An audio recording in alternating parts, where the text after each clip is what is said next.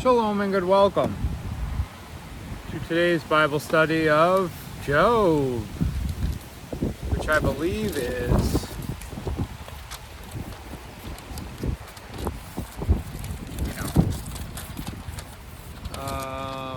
brings a whole new meaning to wherever the wind takes me. This Bible study being whatever page the wind lands on, because it is blowing out here. I'm not sure what all is going on with that, but apparently there's a tornado coming, which I did not know about. See that? Alright, let's pray. Father YHWH, creator of the heavens and the earth, keep this wind still. Wind, be still.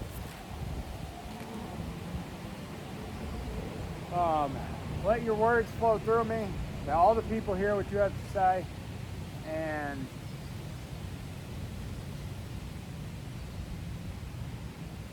they get what they need and you get what you need, and then I'd be blessed in the doing of, and let's party and let's get some people in your will and open their eyes and open their ears in Yeshua's name.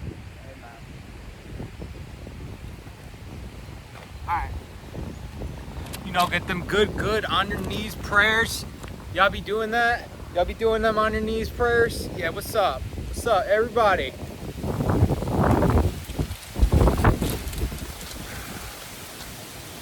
I was a rapper at one point in my life.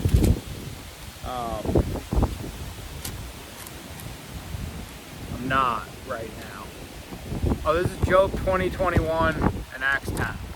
So not a full, like tomorrow we have 4 whole chapters. The rest of the week we got 4 whole chapters every day. So buckle up, folks.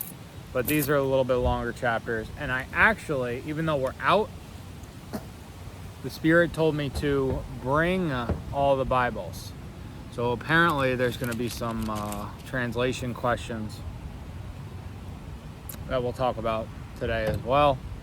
Job 20:21, Acts 10. Acts 10 is a chapter I'm very familiar with. Should make the study a little bit easier. Less flippies, but more flippies. But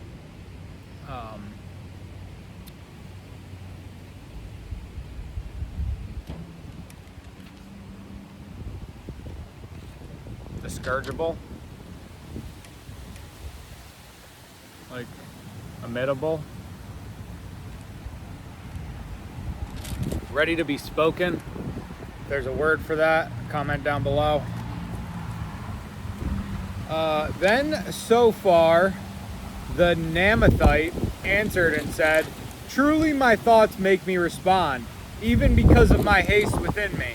I have listened to the reproof which insults me, and the spirit of my understanding makes me answer.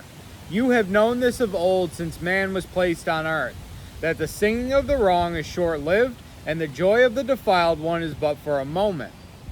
Although his pride mounts up to the heavens, and his head does not reach to the clouds, he perishes forever like his own dung. Those who have seen him say, 'Where is he?' He flies away like a dream and is not found, and he is driven away like a vision of the night. Eyes that saw him do so no more, nor does his place see him any more.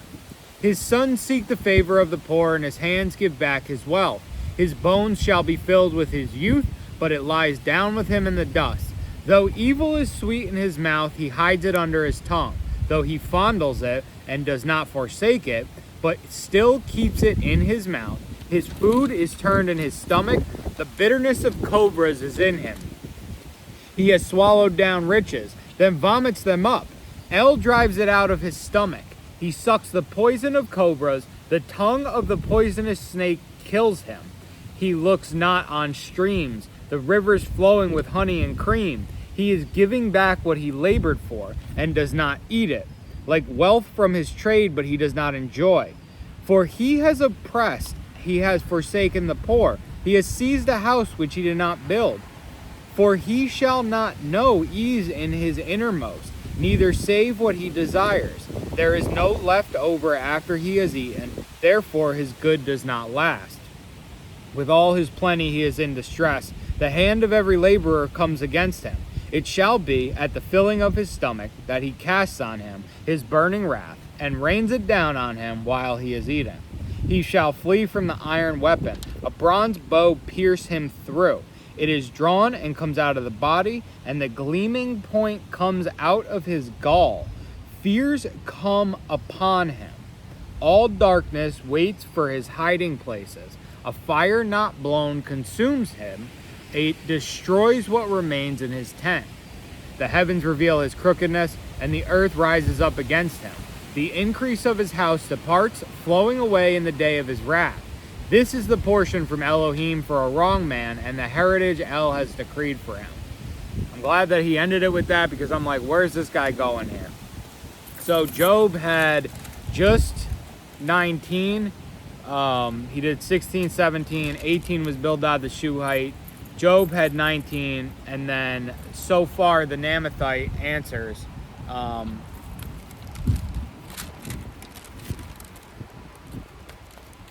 It is consistently that they answered and said. So we're to assume that these are all responsivenesses. Like that there's context from the previous chapter that we need to look at to understand this chapter. In theory. Then so far the Namathite answered and said, truly my thoughts make me respond, even because of my haste within me. My thoughts make me respond. Like, is that necessary to say? I feel like I should answer you. Even because of my haste within me. If it's just because I'm impulsive, I have to answer you. I have listened to the reproof which insults me, and the spirit of my understanding makes me answer. You're insulting us, and I'm insulted by it. It's funny because he uses the word reproof, which I believe would be the same. A rebuke which puts me to shame, I hear. So rebuke, reproof, to instruct, discipline.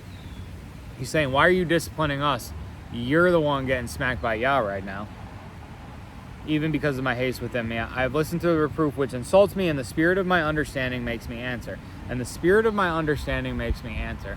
My own wisdom has a response to this. Let's see if you can thwart my wisdom. Let's see if you have a retort for my wisdom.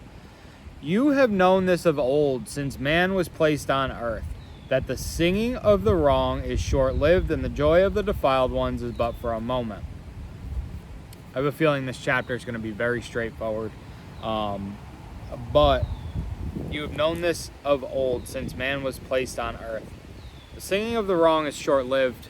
The joy of the defiled one is but for a moment. And this has a question mark.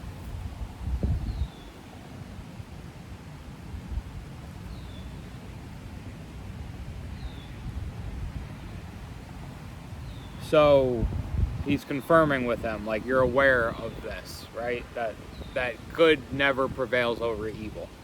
Although his pride mounts up to the heavens and his head does reach to the clouds, he perishes forever like his own dung. Those who have seen him say, where is he?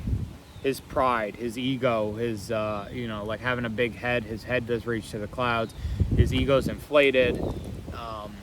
His perishes forever like his own dung, which just breaks apart once you put it in the dirt. By the way, composting toilets, if anybody's, like, I was out of Shabbat, and this is the second time I've seen it. I saw it in Barnsdall too, at the baptism lake. I went there on a day that we had off, and it had just a hole with a toilet seat, and it was like a 50-foot drop from the toilet seat to the bottom of the hole, and so it just worked earthenly. He flies away like a dream and is not found. He is driven away like a vision of the night. this is still the guy whose pride and ego is overtaking him. I just thought those recycling toilets were cool. Sorry to interrupt. He's driven away like a vision of the night. Eyes that saw him do so no more, nor does his place see him anymore. Where is he? His sons seek the favor of the poor, and his hands give back his wealth. This is one who's got too much pride and ego.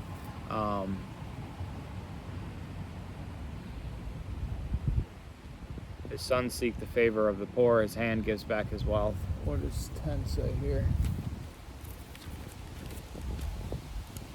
Okay, so it's so strange sometimes how these go. This one doesn't even have a 10. It literally does not have a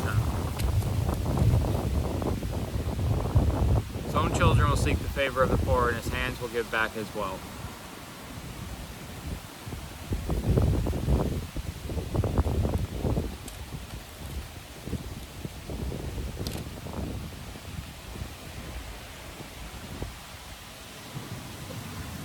His bones shall be filled with his youth, but it lies down with him in the dust. His youth lies down with him in the dust. Even though he feels youthful, he dies with that youth. Though evil is sweet in his mouth, he hides it under his tongue. Though he fondles it and does not forsake it, but still keeps it in his mouth. His food is turned in his stomach, the bitterness of cobras is in him. The serpent, he enjoys evil. He hides it under his tongue, like silver-tongued devil, if you've ever heard that. I've literally got that tattooed on my leg. And it's though he fondles it and does not forsake it, but still keeps it in his mouth. He's kind of like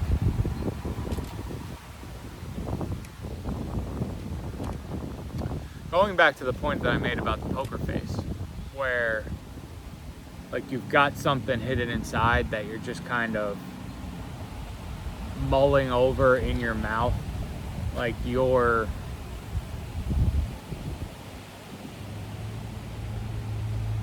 spirit won't allow you to say the falsehood because it'll benefit you. And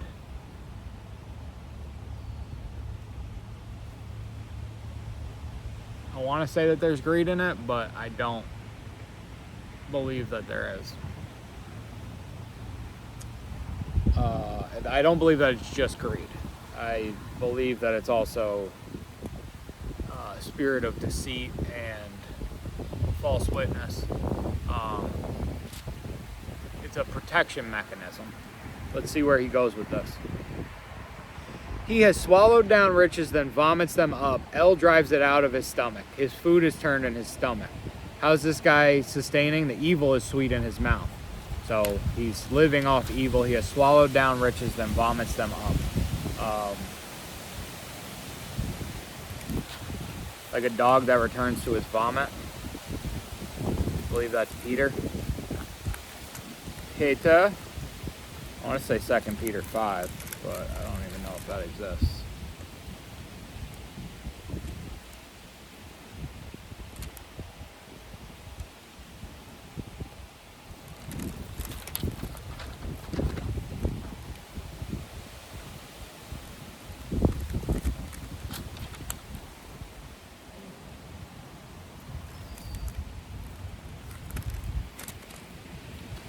It does not. Oh. So it is 2 Peter 2:22. For them the proverb has proved true, a dog returns to his own vomit, and a washed sow returns to her rolling in the mud. This is Proverb 26:11, which we can visit, because why would we not? Let's see about Proverb 26. All right, let's take it from the top. Like snow in summer and rain in harvest, so esteem is not fitting for a fool. As a bird wanders, as a swallow flies about, so a curse without cause does not come. A whip for a horse, a bridle for a donkey, and a rod for the fool's back. Do not answer a fool according to his folly, lest you also become like him. Answer a fool according to his folly, lest he become wise in his own eyes. He who sends a message by the hand of a fool cuts off feet, drinks damage. The legs of the lame hang limp. So is a proverb in the mouth of fools. Like one binding a stone in a sling, so is he who gives esteem to a fool. A thorn goes into the hand of a drunkard. So is a proverb in the mouth of fools. An archer who wounds anyone is he who hires a fool or any passerby. As a dog returns to his own vomit, so a fool repeats his folly. Have you seen a man wise in his own eyes? There is more expectancy for a fool than for him. The lazy one says, there is a lion in the way. A fierce lion is in the streets. As a door turns on its hinges, so does the lazy one turn on his bed. The lazy one buries his hand in a dish. It tires him to bring it back to his mouth. The lazy one is wiser in his own eyes than 7 rendering advice. A passerby meddling in a strife not his own is like one who takes hold of a dog by the ears. Like a madman who throws sparks, arrows, and death, so is a man who deceived his neighbor and says, I was only joking. For lack of wood, the fire goes out, and without a slanderer, strife ceases. As charcoal is to burning coals and wood to fire, so is a contentious man to kindle strife. The words of a slanderer are as dainty morsels, which go down into the inner parts of the heart. Burning lips with an evil heart are like earthenware covered with silver dross. He who hates pretends with his lips and lays up deceit within him. Though he speaks kindly, do not believe him, for there are 7 abominations in his heart. Hatred is covered by deceit. His evil is disclosed in the assembly. Whoever digs a pit falls into it, and whoever rolls a stone, it turns back on him. A lying tongue hates its bruised ones, and a flattering mouth works ruin. Interesting. So we've got the flattering mouth and the vomit here. A fool returning to his folly. He has swallowed down riches, then vomits them up. Hell drives it out of his stomach. All right, 16. He sucks the poison of cobras.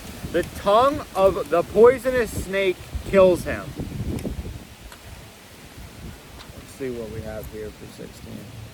The poison of asps he shall drink. The viper's fangs shall slay him.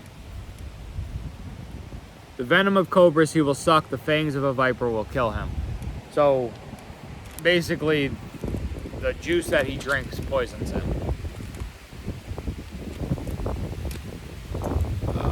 Similar to, though evil is sweet in his mouth, his food is turned in his stomach. He swallows down riches, then vomits them up. 17. He looks not on streams, the rivers flowing with honey and cream.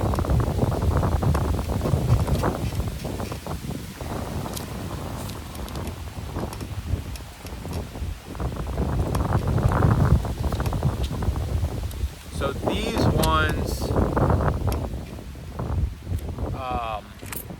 the way this is written, it's kind of questionable, but these, the New World and the Catholic translation make it clear that he looks not on streams or rivers flowing with honey and cream.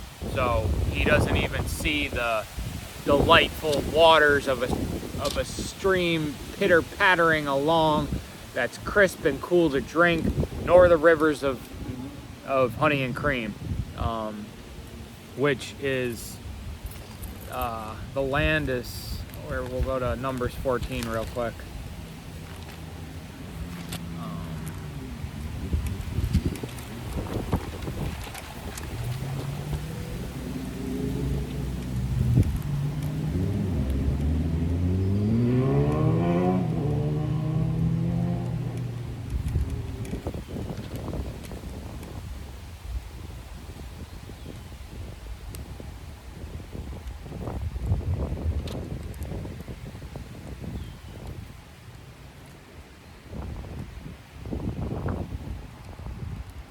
Numbers 14:8. If Yahuwah has delighted in us, then he shall bring us into this land and give it to us, a land which is flowing with milk and honey. That's in quotes here. It's obviously been said before, probably somewhere in early Exodus. I'm not going to get too deep in the weeds over it. I will bring them out to a land flowing with milk and honey. It's kind of one of those said over and over again things, but it's also like, I don't know, where it's said the first time is not the most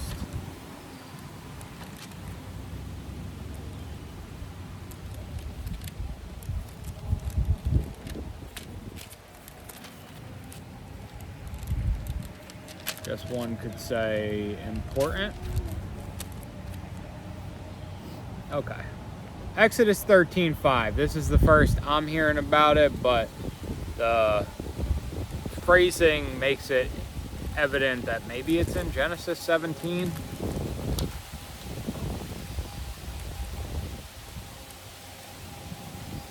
Genesis 21:23 says, the land which you have sojourned.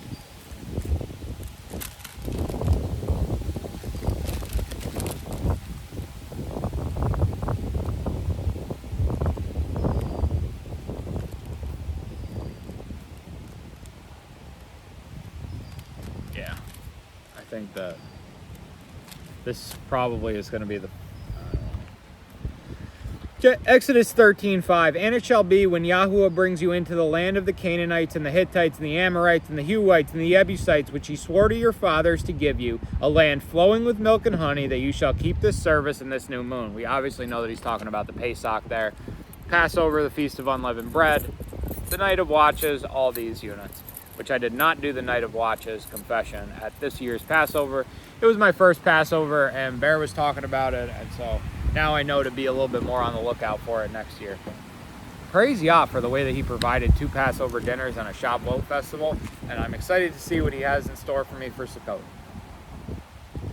I was putting my camping gear back today, and I'm like, I'm going to need this for Sukkot, even if I don't use it for the rest of the summer.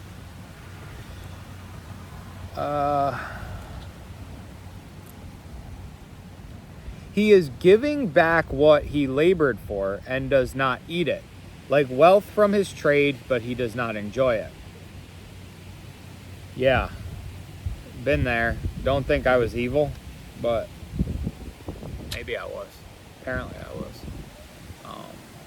I was only feeding thousands of homeless people, and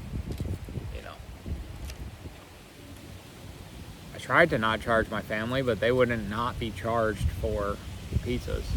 They were like, no, we have to pay. My uncle would give me more money. I would take like discount off, he'd give me more money. Which, praise yeah, but like, I don't know. Should I shove it down his throat? Maybe I should have, I don't know. I feel like there's a inflection of Yah's desire for me to take care of my family more and go out and do and take care of others less. I don't know. I feel like that could have been said a little bit easier than 9 months of wandering in the wilderness, but apparently I didn't get it.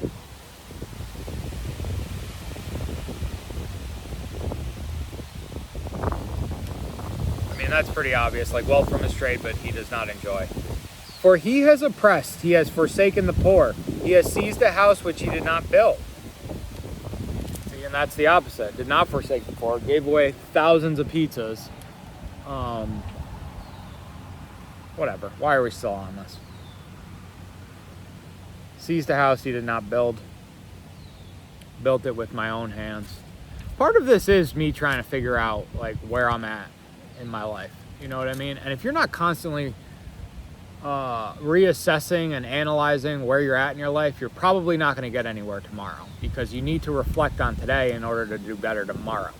And that's the growth, and being better. And I said yesterday that it's better that Yah works against you than not at all, because Yahweh reproves those who he loves. So if he's just left you and forsaken you, you're effed. You're fucked. For he shall not know ease in his innermost, neither save what he desires. I think about people with ulcers a lot when I read this word, and sometimes I can feel like gastrointestinal, like not bubbling, but like erosion in me at certain things. And this is like, I don't want to say like about the chakras, because that's like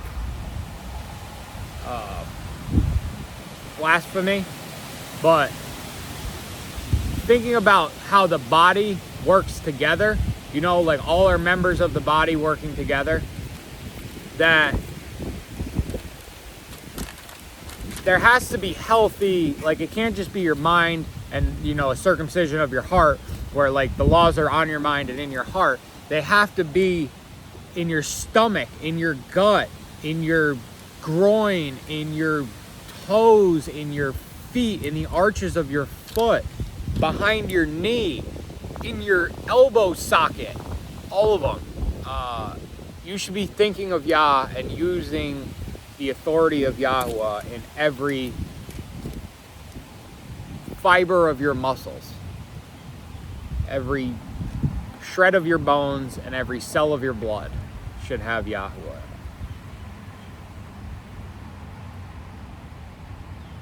There is no leftover after he has eaten, therefore his good does not last. Woo! That's gluttony, but it's well said. There is no leftover after he has eaten, that he consumes it. Whether he's hungry or not, he's just going to finish what's on the plate.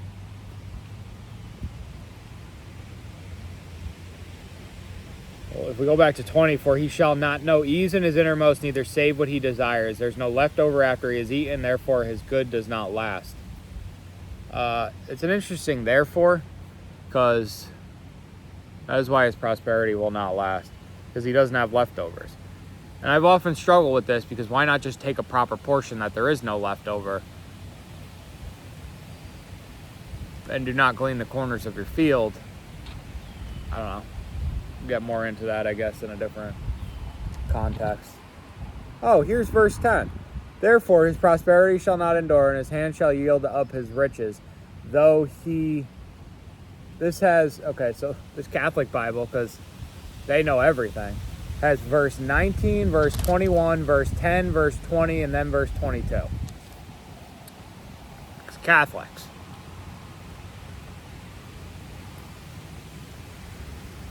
With all his plenty he is in distress. The hand of every laborer comes against him.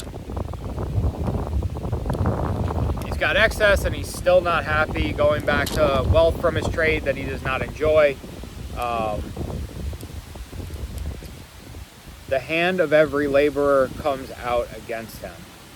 He's not taking care of his people. This is, we got to keep in mind, this is so far building up to verse 29 against Job, as a witness against Job. Let's see, 23. It shall be at the filling of his stomach that he casts on him his burning wrath and rains it down on him while he is eating. He, Yahuwah, his, Yahuwah. At the filling of his stomach that he casts on him his burning wrath and rains it down on him while he is eating.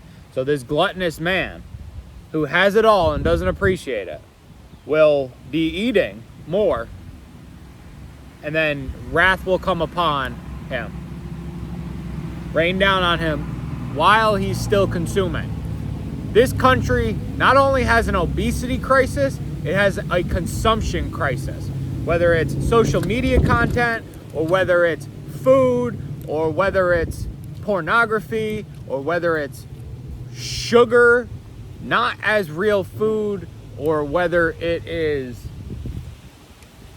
sex, whether it is TV, entertainment, movies, couch, sleep.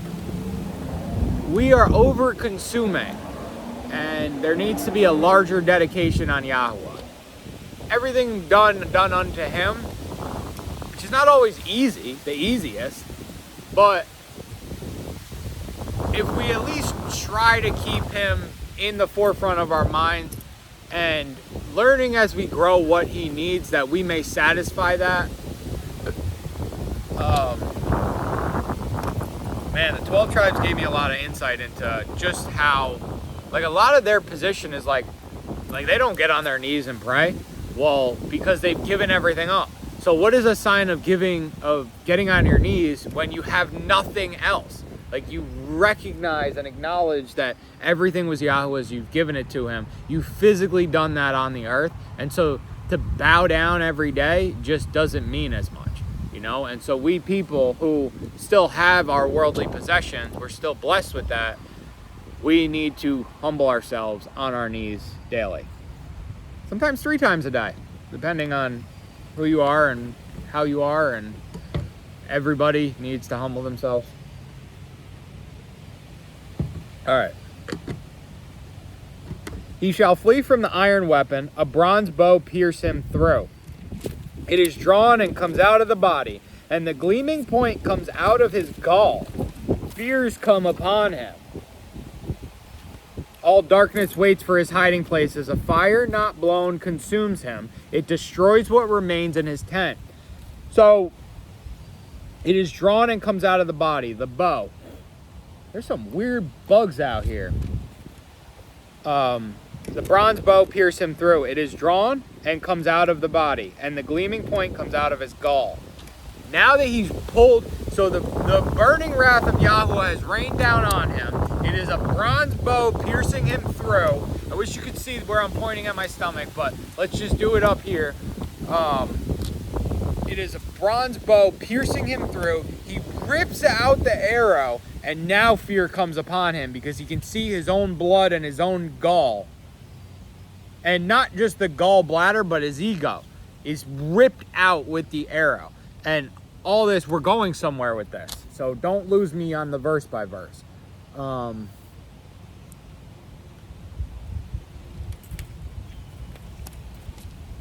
Okay. The Catholic and the Jehovah Witness has out of his back, but I like the gall because it not only is an intestinal thing, but it's also like, you know, that guy's got some gall, you know what I mean? Like, he's got some cojones, some chutzpah, which I was corrected and said chutzpah. I don't know if that's a thing. Sometimes I question where these people get these words, but I also don't know. Like, I grew up knowing the word chutzpah, and then I heard it again in a Hebrew context, and so I'm sticking with that, but whatever. All darkness waits for his hiding places. A fire not blown consumes him. It destroys what remains in his tent.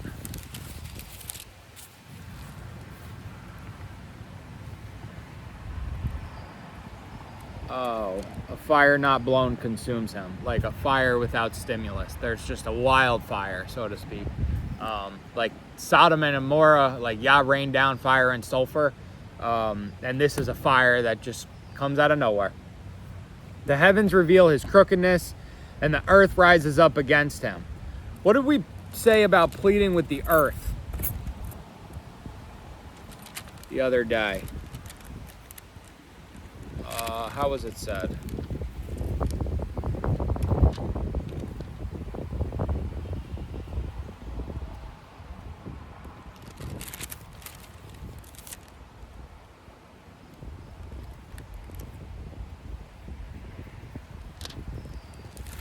Job says something like, "Oh, earth," basically asking earth to represent him and repay him.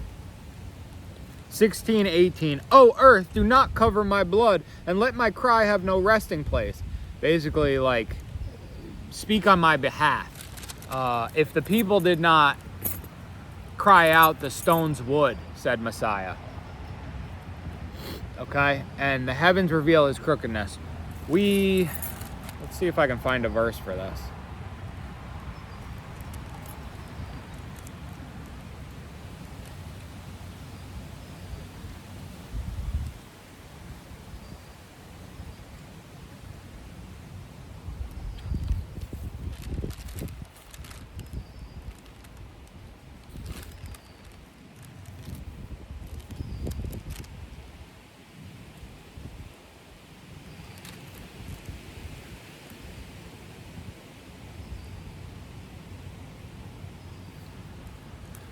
I'm going to go with 11:5, but it's not perfect. And as I'm thinking, I'm like, yeah, there's really no, I don't remember seeing anything specifically saying this, but we all know why the heavens reveal his crookedness, because that's where the judge is.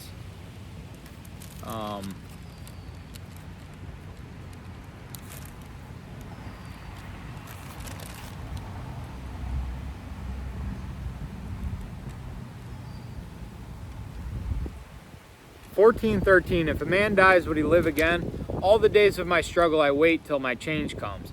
You would call, and I would answer you. You have yearned for the work of your hands. For now you count my steps. Do you not watch over my sin? My transgression is sealed up in a bag, and you cover over my crookedness.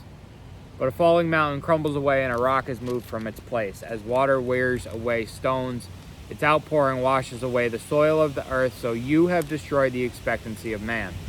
So this is a conversation that Job is having with Yah at this point. And my transgression is sealed up in a bag, and you cover over my crookedness. So it's basically like you're doing this, like knowing what's going on here. And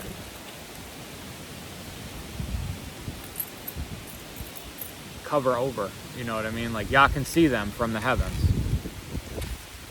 The increase of his house departs, flowing away in the day of his wrath. And before I go into 29, who is it that we're talking about?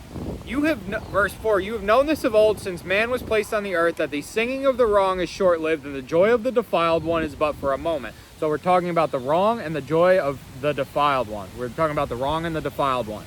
This is the portion from Elohim for a wrong man, and the heritage El has decreed for him. Okay? All of this. His bones shall be filled with his use, but it lies down with him in the dust. Though evil is sweet in his mouth, he hides it under his tongue. He swallowed down his riches and then vomits them up. He sucks the poison of cobras. The tongue of the poisonous snake kills him. It shall be at the filling of his stomach that he casts on him his burning wrath and rains it down on him while he is eating. All of this befalls the wrong one, and we're going to see more like, is so far telling Job that he is a wrong one, or is he contrasting the actual effects of the not the effects, but the events that have come upon Job with the actual wrong one, and saying like what has happened to you is not so bad. Yahweh clearly does not believe that you're wrong, because if he did think that you were a wrong one, you would be in much worse shape. We're going to find out, but probably not today. Maybe today, depending on what Job says.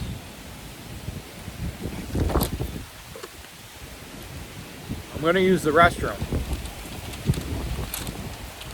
which is basically that tree, off camera.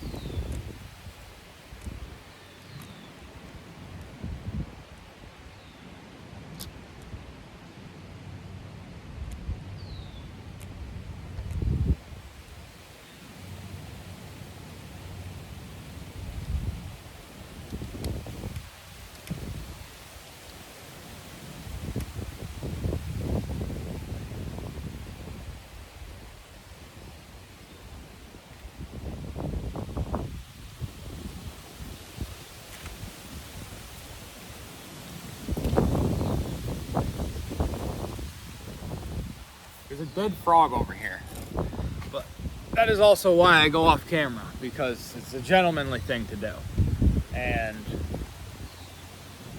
I'm a gentleman. Job 21. And Job answered and said, listen closely to my word, and let this be your comfort. Bear with me and let me speak. And after I have spoken, keep mocking.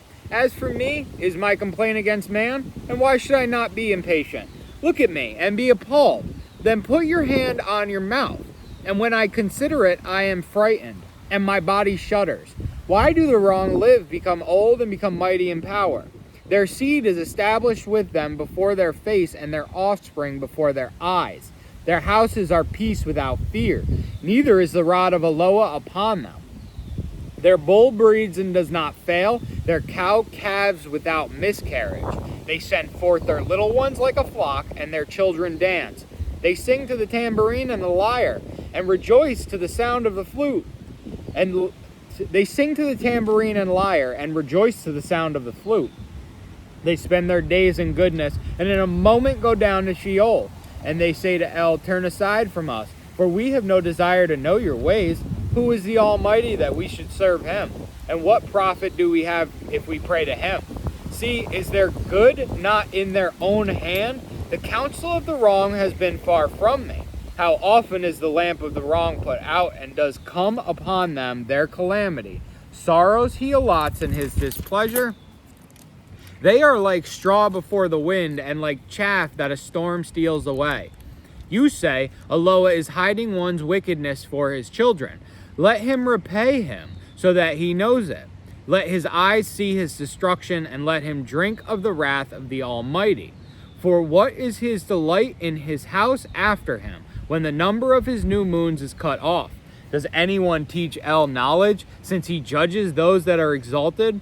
One dies in his perfect strength, and completely at ease and satisfied. His pails are filled with milk, and his bones are juicy with marrow. Another one dies in the bitterness of his being, and never eats with pleasure. Together they lie down in the dust, and worms cover them. Look, I know your thoughts, and the plots with which you would wrong me. For you say, where is the house of the noble one, and where is the tent, the dwelling places of the wrong ones? Have you not asked these passing by the way? And do you not know their signs? That the wicked is kept for the day of calamity, they are brought to the day of wrath. Who declares his way to his face, and who repays him for what he has done? As for him, he is brought to the burial site, and a watch is kept over the heap. The clods of the wadi shall be sweet to him, and all men follow him. Innumerable are those before him.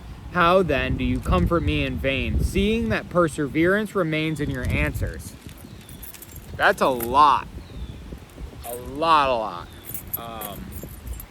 And Job is starting to lay in on him. He's starting to go in. He's starting to, this is starting to get ugly at this point. It started off as friends trying to help each other, and now they're about to start throwing hands, bobbing and weaving, jibbing and jabbing. And we're only halfway through. Let's see who throws the first punch. And Job answered and said, listen closely to my word, and let this be your comfort. Bear with me and let me speak, and after I have spoken, keep mocking. He's addressing them. After I have spoken, keep mocking. Bear with me and let me speak. It's like maybe they're interrupting him at this point. I don't know. As for me, is my complaint against man, and why should I not be impatient? Look, I'm not mad at you guys, but why should I not be mad? Look at me and be appalled, then put your hand on your mouth. Look at me and be appalled, then put your hand on your mouth. Just because you're mad at me, don't say anything? Is that what I'm seeing here? Look at me and stare in amazement. Put your hand over your mouth. Oh, watch but don't say anything type deal.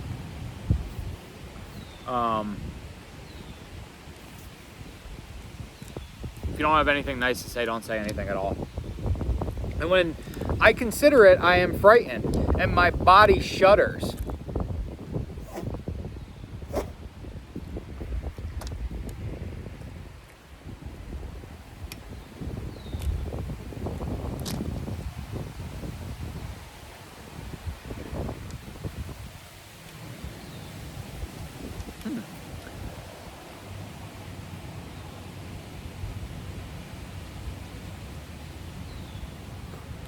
Okay.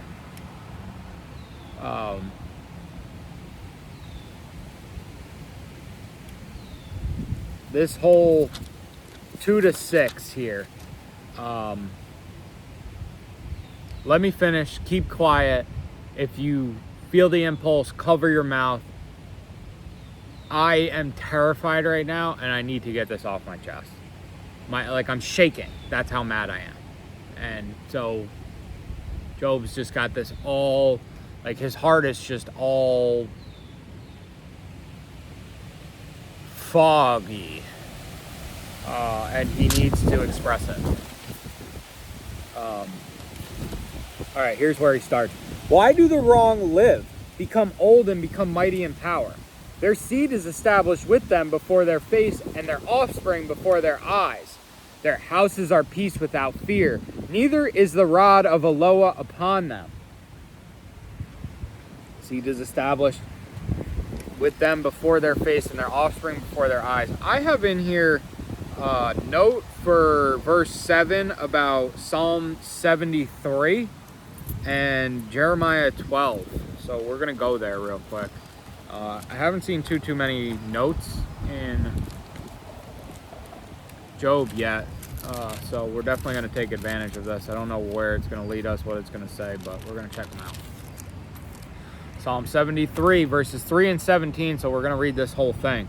Elohim is truly good to Yisrael, to those whose heart is clean. But as for me, my feet had almost stumbled. My steps had nearly slipped, for I was envious of the boasters when I saw the peace of the wrongdoers, for death has no pangs for them, and their strength is firm. They are not in trouble as other men, and they are not plagued like other men. So pride is their necklace. The garment of violence covers them. Their eyes bulge from fatness. Their heart overflows with imaginations. They mock and speak in the evil of oppression.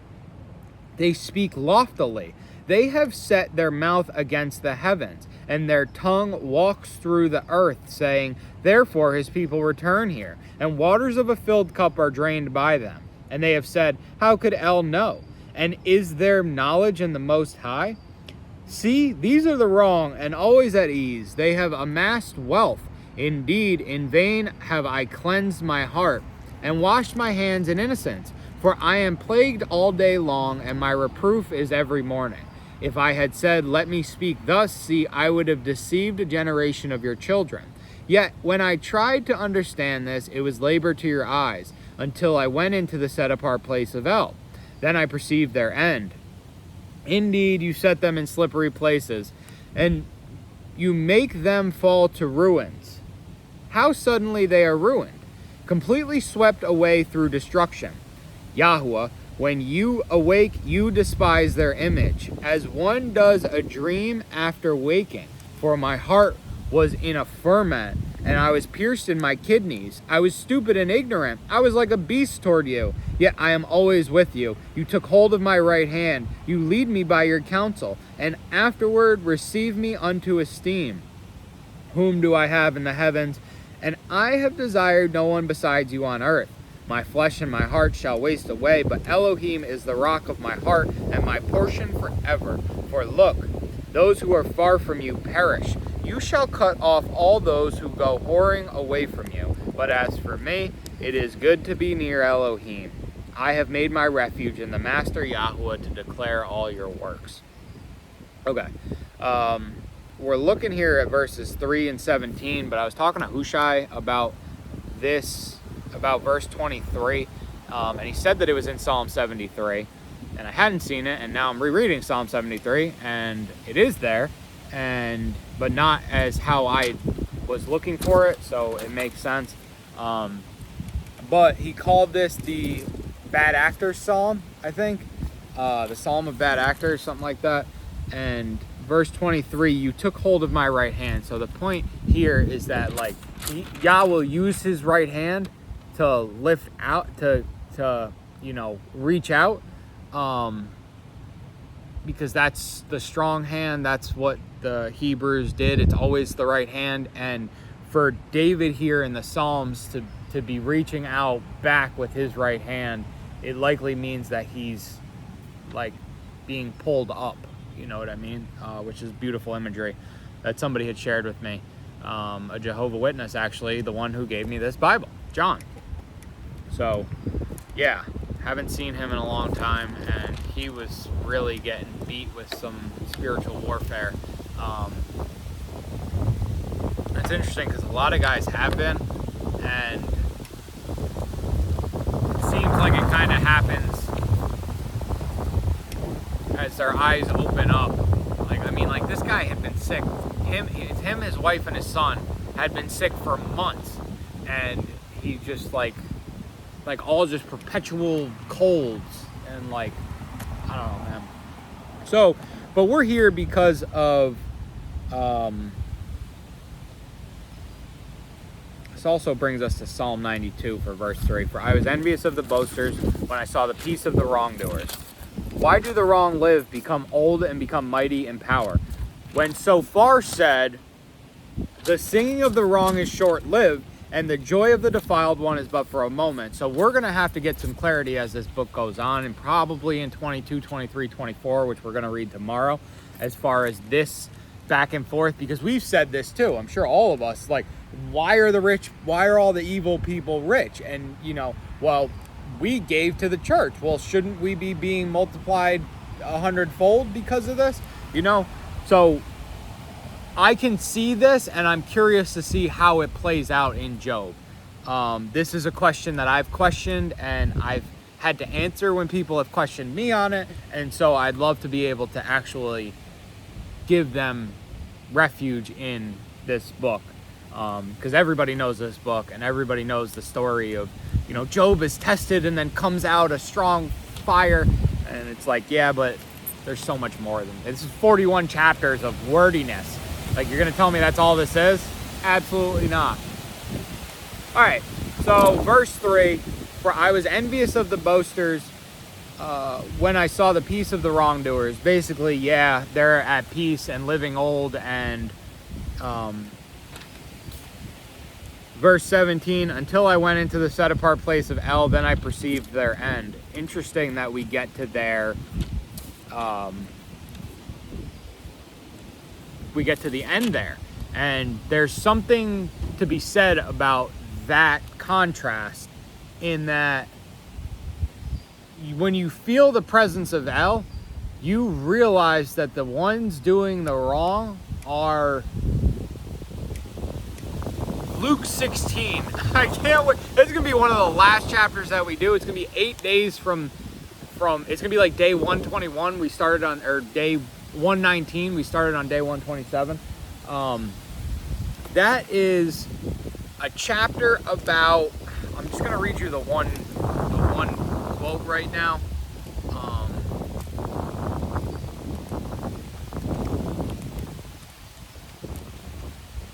I don't understand why it's 60 degrees at 8 o'clock on June 30th in New York.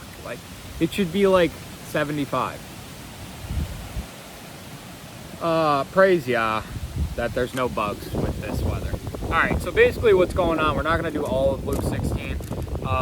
There was a certain rich man who had a manager, and he was accused to him as wasting his possessions. So having called him, he said to him, what is this I hear about you? Give an account of your management, for you are no longer able to be manager. And the manager said within himself, what shall I do? For my master is taking the managership away from me, and I am unable to dig. I am ashamed to beg. I know what I shall do, that when I am removed from the managership, they might receive me into their houses. And calling every one of his master's debtors to him, he said to the first, how much do you owe my master? And he said, 100 measures of oil. And he said to him, take your bill, and sit down quickly and write 50. Then to another he said, and how much do you owe? And he said, 100 measures of wheat.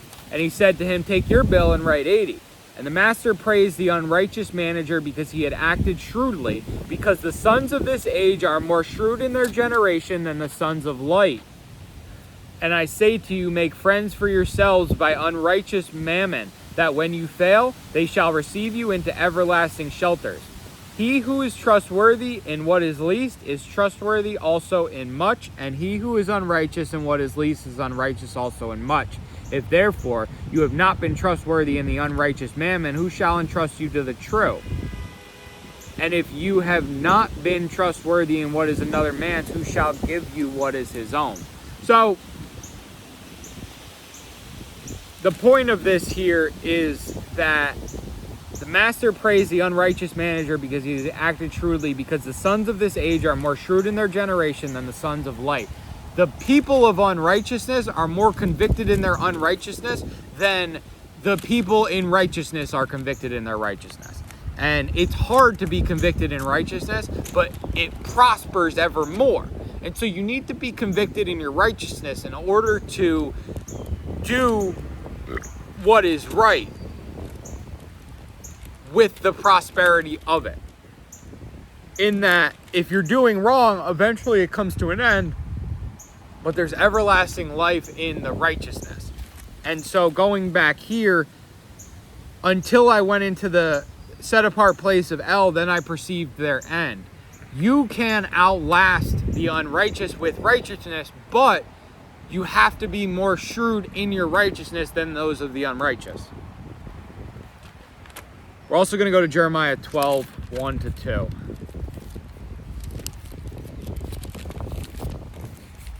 Jeremiah was a bullfrog. For chapter 12, verse 1, righteous are you, O Yahuwah, when I plead with you. Indeed, let me speak with you about right ruling. Why has the way of the wrong prospered? All the workers of treachery are at ease. You have planted them, and they have taken root. They grow and they bear fruit. You are near in their mouth, but far from their kidneys. What do we say that the kidneys represent? The regret, the they're often tied in with the heart and the kidneys, the fat, which stores basically the fat stores the angst and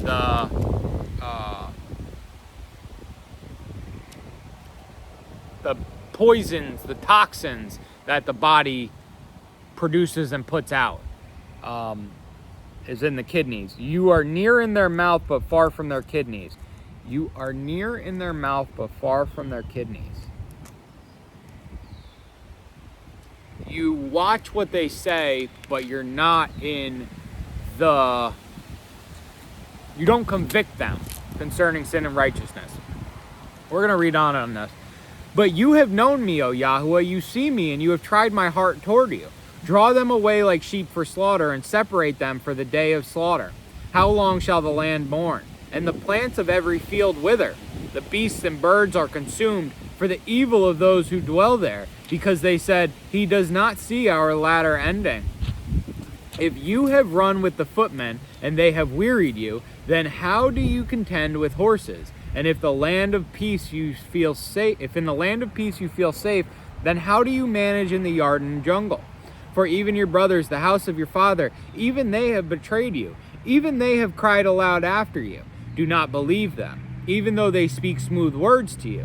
I have forsaken my house. I have left my inheritance.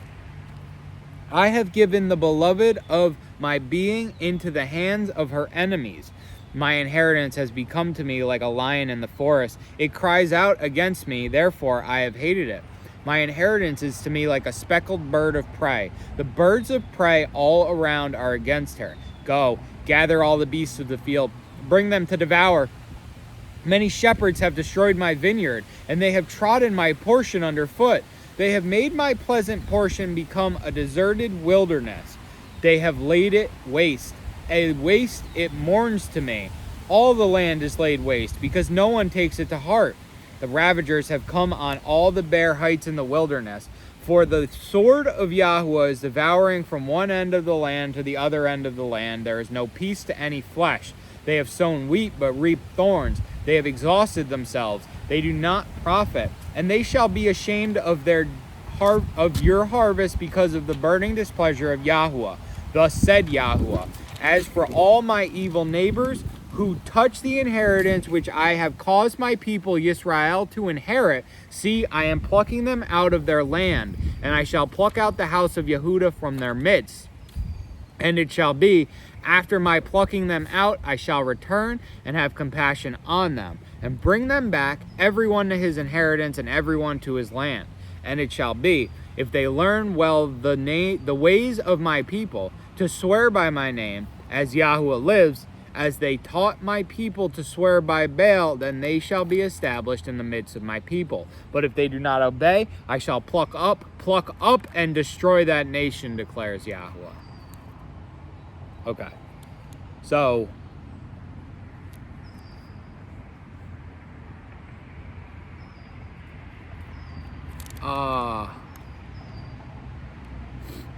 this is interesting because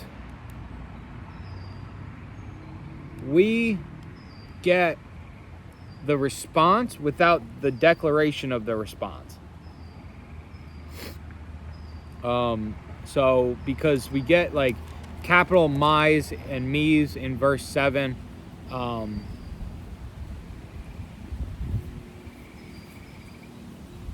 this is really interesting and I think demonstrates the relationship between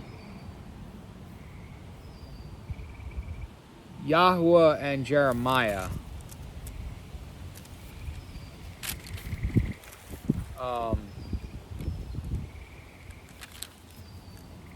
Because Jeremiah is clearly asking, righteous are you, O Yahuwah, when I plead with you. And then we don't have a transition. So he is putting, there's no quotes around what he says and what he asks. And then at the end of verse 4, he does not see our latter ending. The beasts and the birds are consumed for the evil of those who dwell there, because they said, he does not see our latter ending, talking of Yahuwah. And so this is basically not a rebuke to Yahuwah, but he's saying the evil say this about you. And we don't hear a Yahuwah says, thus said Yahuwah. It just goes into verse 5, quotes, which indicates somebody else is talking, not the evil one, and also not Jeremiah, because Jeremiah is not talking in quotes. If you have run with the footmen and they have wearied you, then how do you contend with horses? And if in the land of peace you feel safe, then how do you manage in the yard and jungle? For even your brothers, the house of your father, even they have betrayed you. Even they have cried aloud after you. Do not believe them, even though they speak smooth words to you. I have forsaken my house. I have left my inheritance. I have given the beloved of my being into the hand of her enemies. And this is where Yahweh takes over at 5. And they shall be ashamed of your harvest because of the burning displeasure of Yahuwah. Thus said Yahuwah. So this is just Jeremiah asking this question, and then his question ends at verse 4 with a quote of what the evil ones say about Yahuwah, and Yahuwah immediately, he's there with an answer. And that's beautiful to see. So, here we are. Okay. There's I guess Jeremiah 10:21 had a footnote about this.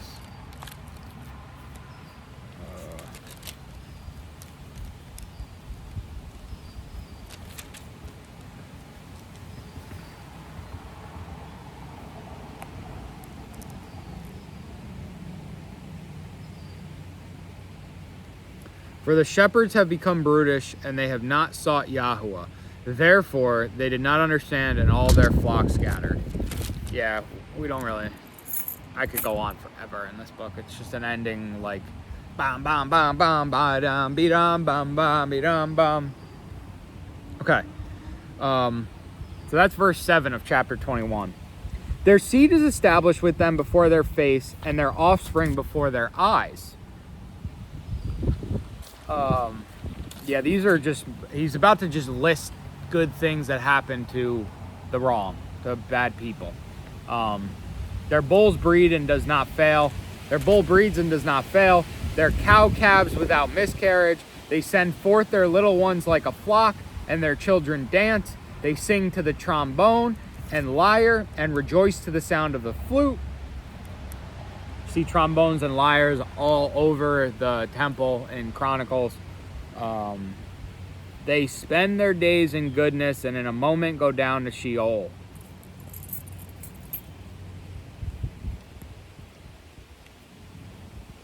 And they say to El, turn aside from us, for we have no desire to know your ways. What did Jeremiah say? How did he say it?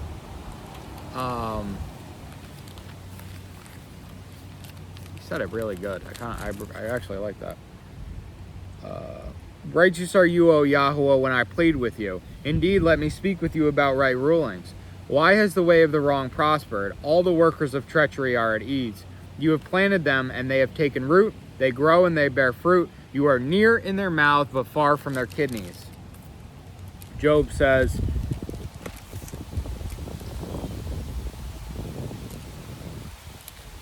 they spend their days in goodness and in a moment go down to Sheol.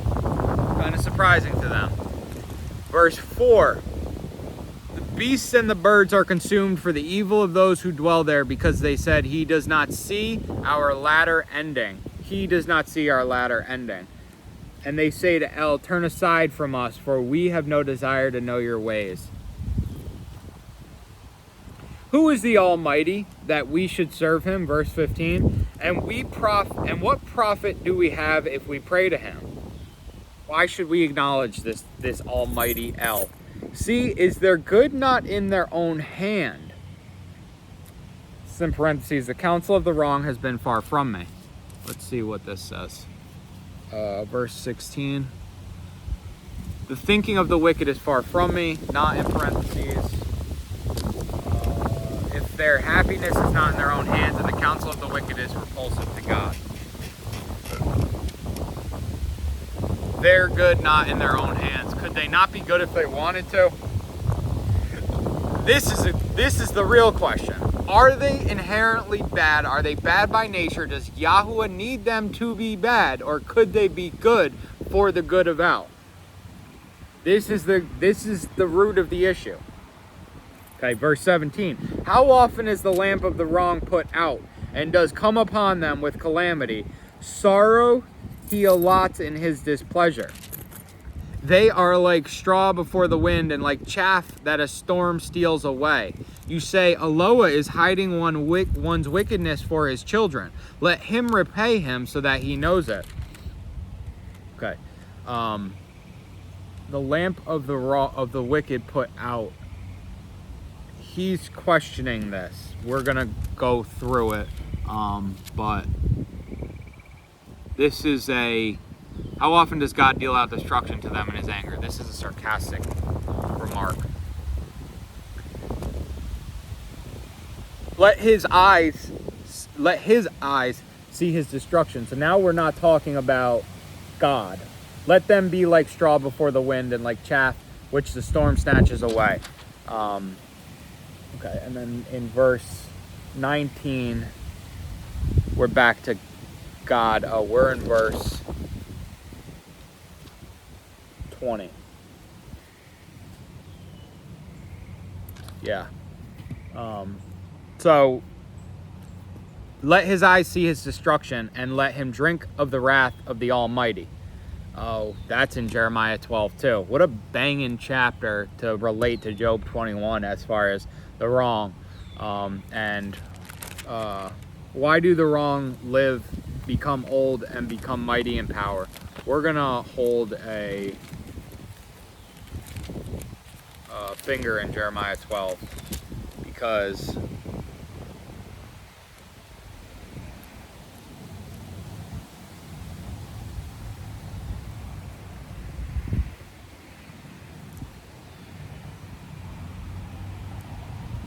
we got again, I believe it was Isaiah 12 where we talked about the sword of Yahweh.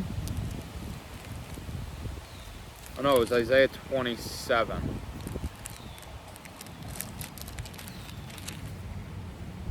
In that day, Yahweh with his severe sword, great and strong, punishes Leviathan, the fleeing serpent, Leviathan, that twisted serpent, and he shall kill the monster that is in the sea. Interesting that we came back to that. Praise Yahweh.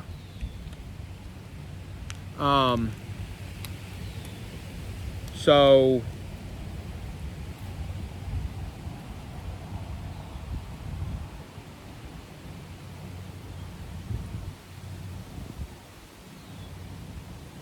Leviathan, the evil ones. What did I say that was? That was the that the sea was the pits of Sheol, I'd said. They spend their days in goodness and in a moment go down to Sheol. Isaiah 27:4, wrath is not in me. Who would set thorn bushes and weeds against me in battle? I would go through them. I would burn them together.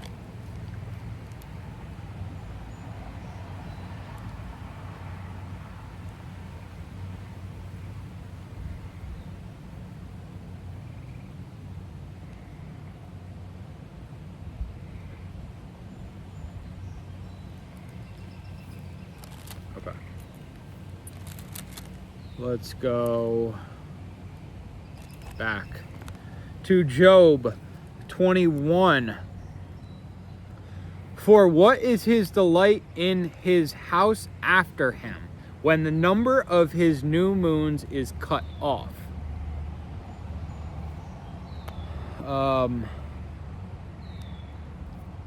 You say Eloah is hiding one's wickedness for his children. Vengeance is mine, so saith the Lord. Let him repay him so that he knows. That's in... I know that Hosea 6 says it. No.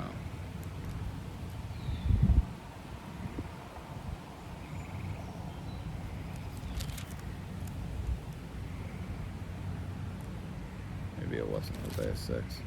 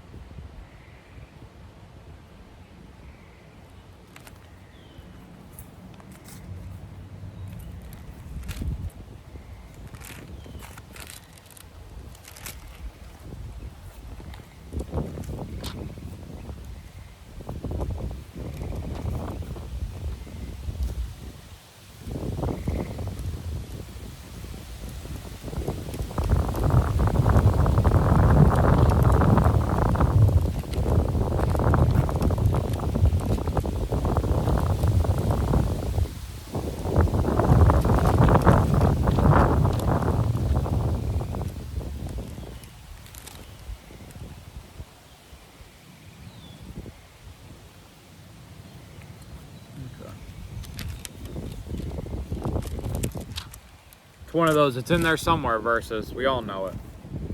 Oh.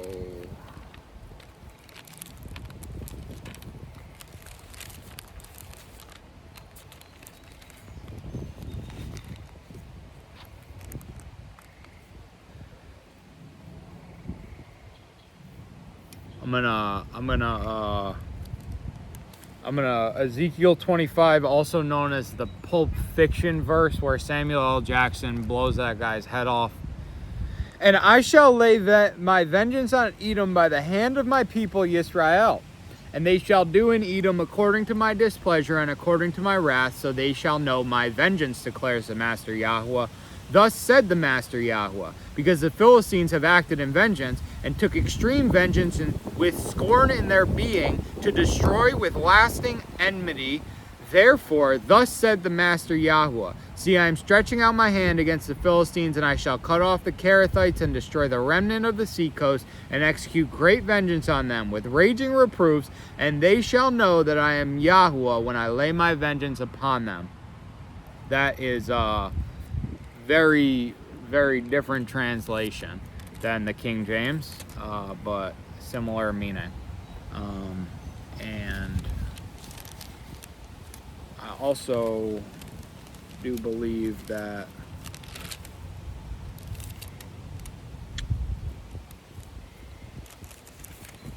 Ezekiel 20.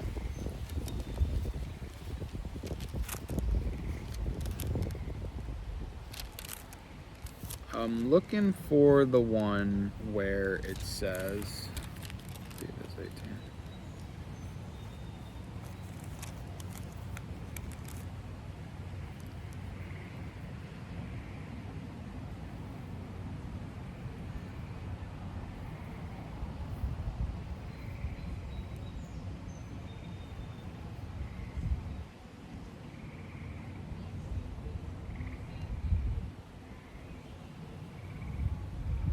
There's two bikers that are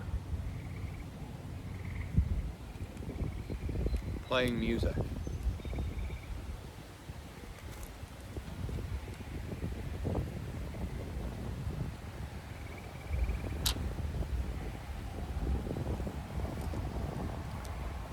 All right. Ezekiel 18:14, but see, if he has brought forth the son who sees all the sins which his father has done, but he fears and does not do likewise, has not eaten on the mountains, and has not lifted his eyes to the idols of the house of Israel, has not defiled his neighbor's wife, has not oppressed anyone, nor withheld a pledge, nor committed robbery, has given his bread to the hungry, and covered the naked with a garment, turns back his hand from wronging the poor, and he has not taken interest or increase, has executed my right rulings and walked in my laws, he shall not die for the crookedness of his father, he shall certainly live. And so you say that is a thing he's accusing so far of saying that, and his other Eliphaz and Bildad of saying that, but Ezekiel tells us otherwise. So let's keep going in this. We got there because of his, for what is his delight in his house after him, when the number of his new moons is cut off. That is, oh no, we're still in 20. And let him drink the wrath of the Almighty. So we just banged out 19, 20. 21 is question,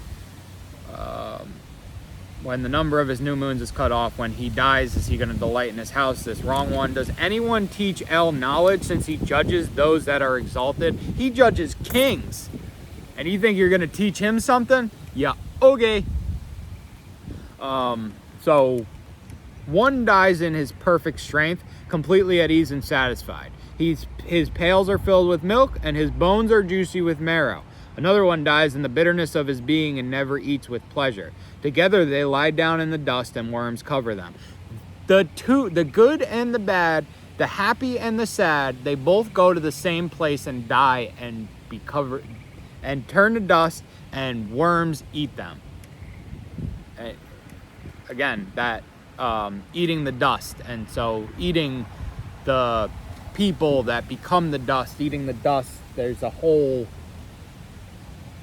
cycle in that, the cycle of the life cycle, basically, how we decompose into the earth and go back to it, and the worms break that down for the nitrogen and rise up crops, and mushrooms also break that down, the mycelium in the soil, which we don't see a lot about mushrooms. We see more about worms, but there might be I feel like there might be a fungus or something hidden throughout the word that we'll come across. But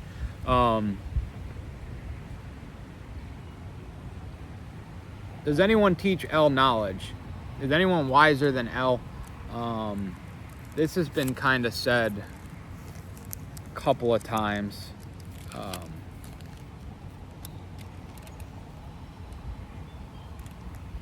We don't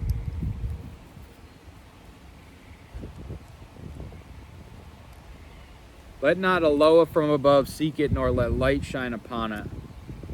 The greatest command in all the Torah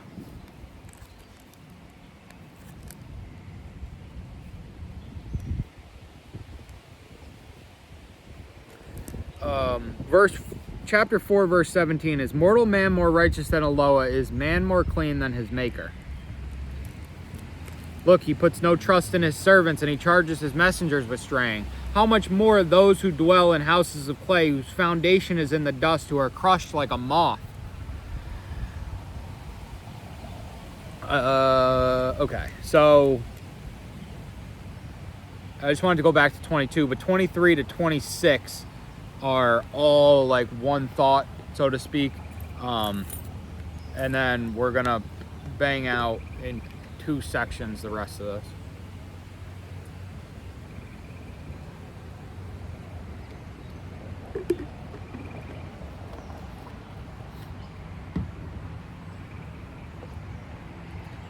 Look, I know your thoughts and the plots with which you would wrong me.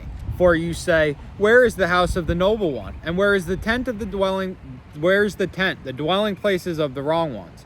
Have you not asked those passing by the way? And do you not know their signs, that the wicked is kept for the day of calamity? They are brought to the day of wrath. So these are, look, you say, for you say,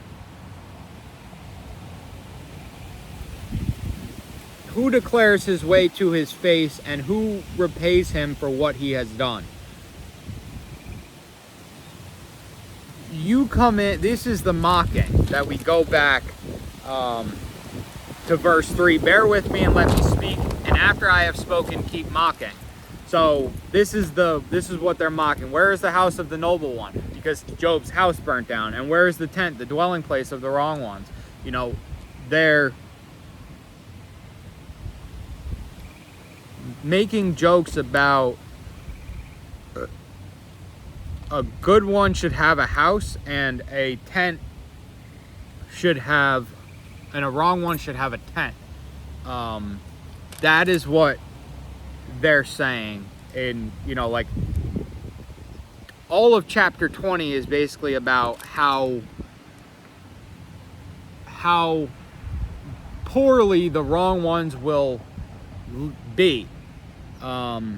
Their joy is short-lived. Their joy is but for a moment, and the singing of the wrong is short-lived. And even Job says, they sing to the tambourine and lyre and rejoice to the sound of the flute. What are you talking about? They sing all the time. That's a direct rebuttal. Going back to that answered part.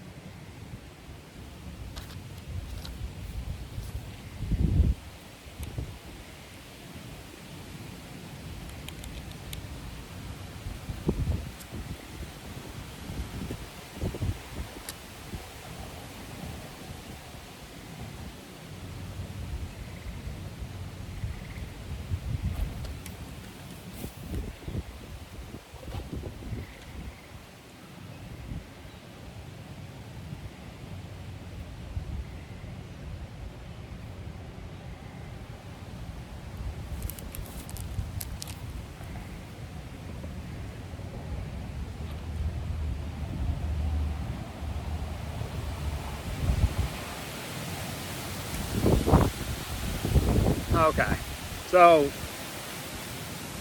I've got, have you not asked the wayfarers, and do you not recognize their monuments in the Catholic Bible? And then, have you not questioned the travelers? Do you not carefully study their observations? In the New World Translation, have you not asked those passing by the way, and do you not know their signs? And so what's basically being said here is, do you not have enough worldly experience to understand all of this?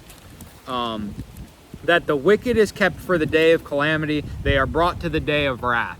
He takes the good die young, basically, and the wicked are kept for the day of calamity. Nay, the evil man is spared calamity. Who will charge with his conduct to his face, and for what he has done, who will repay him? What earthly man is going to walk up to the wrong and rebuke them? And you, having seen wrong and good along the way, should have now the experience to right wrongs. Not your own, but to correct others in their wrongness. As for him, the wrong, he is brought to the burial site, and a watch is kept over the heap. The clods of the wadi shall be sweet to him, and all men follow him. Innumerable are those before him. How then do you comfort me in vain, seeing that perverseness remains in your answers? Wow. Beautiful. As for him, he is brought to his burial site. Him, the wrong, and a watch is kept over the heap.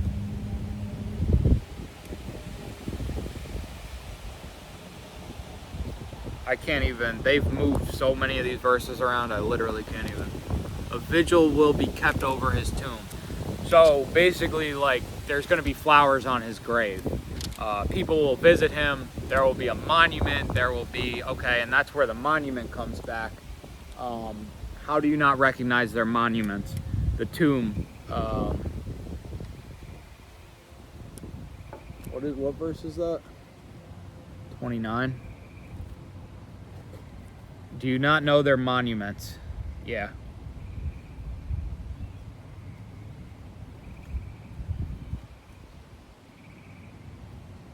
Their monuments. The basically their graves are signaled that, like, people will pay extra for passerbys to know that there is a great man here, even though he was wicked and wrong. How then the clods of the wadi shall be sweet. Where did we have the and that is a retort to 2017. He looks not on the streams, the rivers flowing with honey and cream. The clods of the wadi shall be sweet to him. Everything's sweet to him. The clods of the wadi, how is that said? Sweet to him are the clods of the valley, the clods of the earth. I don't know what a clod is, but I'm going to do a separate video for Acts 10 where we will have an answer to the clods, because this will just be part one, the Jobs. But getting kind of cold, and it's still windy, and so we're just gonna call it a night outside, and we'll finish this inside. How then do you comfort me in vain, seeing that perverseness remains in your answers? You are just as wrong as those wrong ones. Praise you.